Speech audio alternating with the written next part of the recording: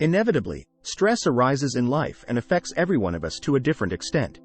But stress may have a disastrous effect on our bodies and minds if it persists and becomes chronic. Emotional eating, often known as stress eating, is a frequent coping mechanism. This is the practice of utilizing food as a coping mechanism or diversion from unpleasant feelings. Stress eating may have detrimental effects on our health, especially when it comes to weight growth, even if it may provide momentary respite.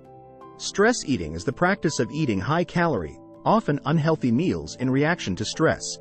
These items, which include cookies, chips, and ice cream, are usually heavy in fat, sugar, and salt. These meals cause our bodies to produce feel-good chemicals like dopamine and serotonin, which make us feel cozy and happy. When we're worried, we resort to food because it gives us an instant reward. Stress eating, however, may set off a series of physiological and psychological reactions that eventually encourage our bodies to retain fat. Stress eating and weight gain are often linked, but many individuals are unaware that weight growth is caused by a variety of physiological mechanisms in addition to more calories. Throughout this video, we will dive into the various ways that stress eating primes our body to store fat, and how this can impact our overall health. Before starting, don't forget to like and subscribe to our channel for more future updates. Increased production of cortisol. Our bodies release the hormone cortisol when we are under stress. The stress hormone is the hormone that causes our body to go into fight or flight mode. It is an essential hormone for human survival since it enables us to respond swiftly in perilous circumstances. On the other hand, chronic cortisol release may be harmful to our systems and result in weight gain. Our bodies produce glucose into the circulation in response to cortisol, giving us a boost of energy to handle the stressful circumstance. But if this energy isn't used, it can wind up being stored as fat, mostly in the abdomen. Visceral fat is the term for this kind of fat, which is associated with a higher risk of developing diabetes and heart disease, among other conditions. Changes in appetite and cravings. Stress eating is a result of both physical and emotional factors. The physical part includes changes in our hunger and desires, while the emotional aspect deals with utilizing food as a coping technique for stress. Stress may alter our eating habits by making us feel less hungry or more drawn to meals rich in calories. The hormone neuropeptide Y, NPY, that is released under stressful situations is one of the causes of this. NPY, sometimes referred to as the hunger hormone, is the cause of increased appetite and fat accumulation. Furthermore, research has shown that long-term stress may lower levels of the hormone leptin, which regulates feelings of fullness. Because of this, people could not feel full even after eating, which might encourage overindulgence and weight growth. Furthermore, appetites for meals rich in fat and sugar might rise as a result of stress. The release of serotonin, a neurotransmitter that affects our mood, is the cause of this. We often seek foods that raise serotonin levels, such carbs, when our serotonin levels are low. A vicious cycle of overeating and weight gain may result from this. Disruption of sleep patterns. Prolonged stress may also throw off our sleep cycles, which can have an even bigger effect on our weight. Research indicates that people who are under stress often have difficulty getting to sleep or staying asleep. The release of the hormones ghrelin and leptin, which control our hunger, may be impacted by this sleep disturbance. Known as the hunger hormone, ghrelin increases appetite, while leptin is in charge of indicating when a person is full.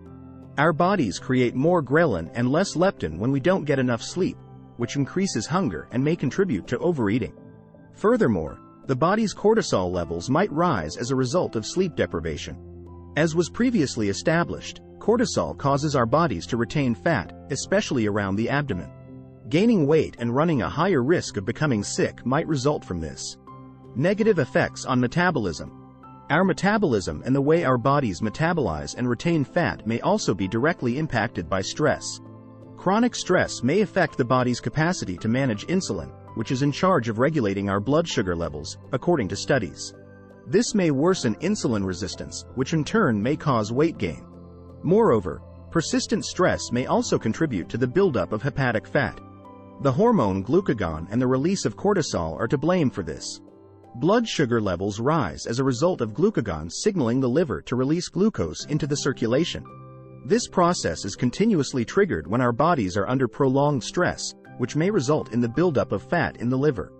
Stress eaters may ultimately develop non-alcoholic fatty liver disease, NAFLD, as a result of this. Emotional and psychological effects. It's critical to address the emotional and psychological implications of stress eating in addition to its physiological effects on our bodies. Food may help us feel better temporarily, but in the long term, it exacerbates our physical and mental health problems. An all-around bad connection with food and emotions of guilt and shame may result from stress eating. This may lead to a vicious cycle of stress eating when people resort to food even more as a coping mechanism for their bad feelings. Additionally, gaining weight may result in problems with body image and decreased self-esteem, all of which can harm one's mental health in general. How to break the cycle of stress eating. It is evident that stress eating may negatively impact our physical and emotional well-being. For the sake of our general health and well-being, we must stop the cycle of stress eating and develop better coping mechanisms. The following advice may assist in ending the cycle. Identify factors. Identifying the factors that cause stress eating is the first step in ending the cycle of stress eating. It might be a certain feeling, circumstance, or time of day that makes you go for food. After you've determined what your triggers are, you may focus on developing more constructive coping mechanisms. Practice mindful eating. Mindful eating involves being fully present and aware of what we are eating, paying attention to the taste, smell, and texture of our food.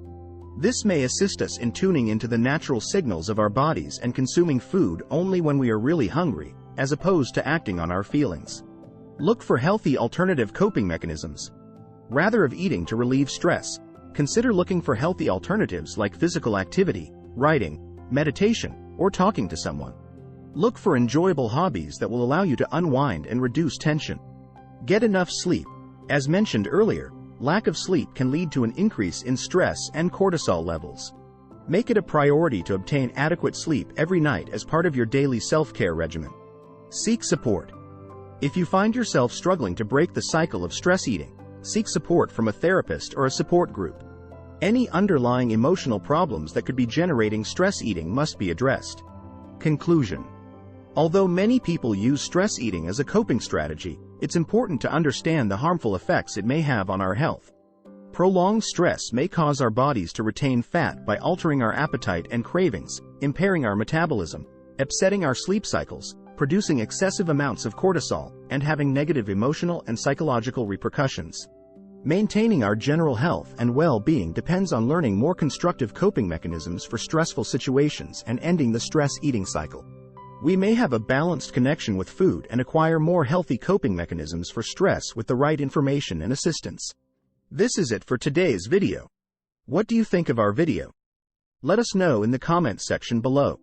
Don't forget to like and subscribe to our channel for more future updates. Thanks for watching.